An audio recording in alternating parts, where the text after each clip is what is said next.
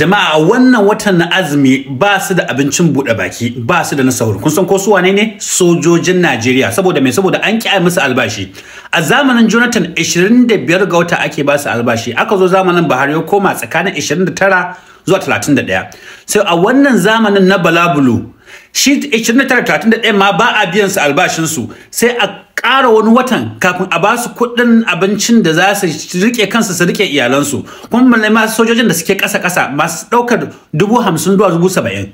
Wannan wani irin abu ne? Wai kuma duba a ce wai waɗannan mutanen su da suke kula da sojojin kuma su ne suke ɗiba maƙudan kuɗaɗe daloli cash a envelope suke miƙa malamai da 'yan fim domin a yi musu siyasa samu su ci zaɓe na shekara ta 2027. Sojojin nan ga tsadar rayuwa a cikin barracks ga babu ta sa sai wani lokacin suna roƙon 'yan uwa da abokai domin su tura musu wani abu.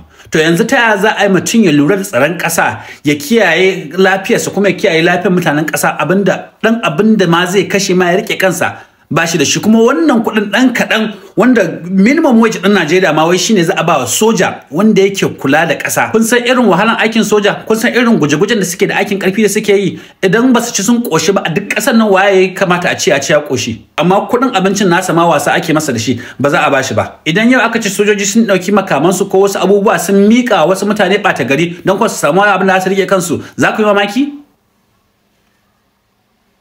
Sai an fito an yi magana yanzu nan gwamnati ta fara wani press statement wane ne waye ta ce ku yi abin da ya dace ba sai mun fito muna muku bidiyo ba, mutanen banza kawai. Kai dan sanda ka ji labarin zanga-zangar da ake shirin yi? Har da dana shi ma ya postin din bana din. Me yasa? To ka san albashi na naira 60,000 gidanmu yanzu yunwa sau ɗaya kawai muke cin abinci a rana. Yunwa?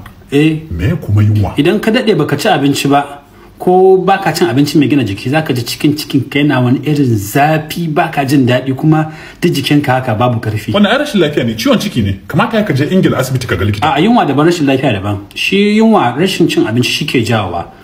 Kai watakila ba za ka san wannan ba. Gaskiya to wannan ni ban sani ba, saboda yana ɗauka albashin sama da naira miliyan 40 a wata. Sata dai ko? A wanda muka rubuta wa kawunan mu bisa shari'a shine miliyan 40 na sata kuma sai an barayi masu ci da addini. Babu shakka. To sai kuma me yasa ɗanka yake son yin zanga-zanga? To yanzu dai kaga babu kuɗin jami'a yayi tsada kuma ba zai iya biyan kuɗin makaranta ba, saboda haka yanzu yana ta zaman banza. Dama akwai jami'a a Najeriya? Akwai su, sun yi tsada yanzu kuma karatun babu inganci. Na ɗauka ai kasan waje kowa ke tura yara karatu.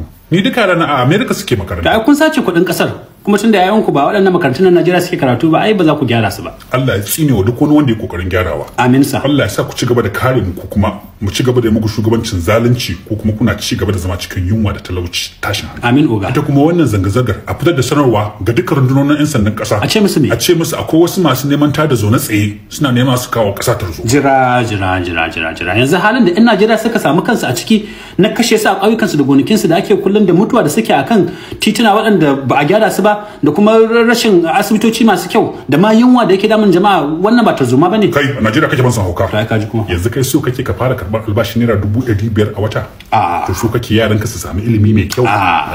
Kuma so kake matarka ta je asibiti likita ya mata magani nan take? Ina. Ni kuma so kake na daina karɓar wannan albashin na wannan sama da naira miliyan 40 a wata? Ko ɗaya oga. To me kake so? So nake mu ci gaba da zama a cikin wannan hali na wahala. Kuma inda hali ma wahala ta karu. Yawwa nawa yanzu idan kaga ɗanka ya fito a cikin wannan zanga-zanga saboda yunwa da rashin ilimi me zaka mishi? Harbin shi zan yi.